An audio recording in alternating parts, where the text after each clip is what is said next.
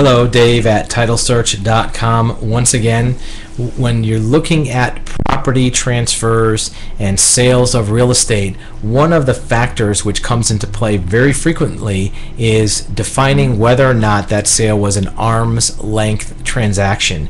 Lenders a lot of time will look at this, even county tax recorders will look at this, and sometimes as a result of a court case they're going to determine, was this an arm's length transaction? And what that means is whether or not the buyer and the seller were unrelated to each other, had no prior relationship, and that the resulting transaction was done at a fair market value, where the buyer wanted to get as low a price as possible, the seller wanted to get as high a price as possible, and that meeting of the minds created a fair market value. There was no other consideration. It wasn't like a father selling a property to his son and gave him a good deal. It wasn't an intergenerational or family transfer, or it wasn't a deal that had other deals going along with it. So you're buying 4 properties and you're putting one of them at a low price and the other at higher prices to make up for it.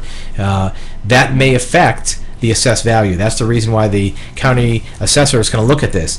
If there's a relationship between the parties and the property value is artificially reduced, the assessed value of that property is based on the transaction price. And if that transaction price is lower than normal, well, then they may want to reappraise the property to get the fair market value. It's also important when it comes to short sales.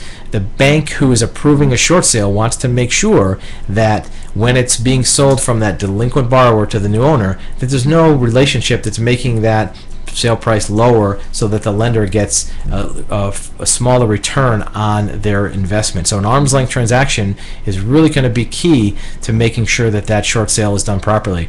You may have to sign an affidavit as a buyer and seller, and maybe even a realtor, on a short sale transaction to guarantee that everybody believes and has full knowledge it's an arm's length transaction. No side deals are being made, and that there's no other buyer waiting in the wings, because that's really not an arm's length transaction. If I have a property, I'm late on my mortgage, I want to do a short sale, I'm going to sell it to you, but you have another buyer waiting in the wings that's going to pay a higher price, well, really that's not an arm's length transaction, because that end user buyer really is the market value, not the intermediate sale to you.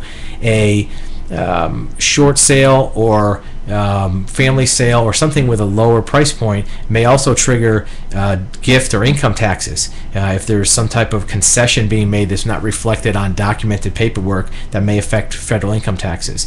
The appraiser on a property, if you're doing a traditional MLS realtor sale and it's having an appraisal done for a mortgage, he or she may want to know if this is an arm's length transaction, so they have an idea of what the valuation is. When they look at their comparable sales or comps, they're going to see if any of those were not arm's length transactions, because that'll throw off their valuation adjustments for those comparable sales.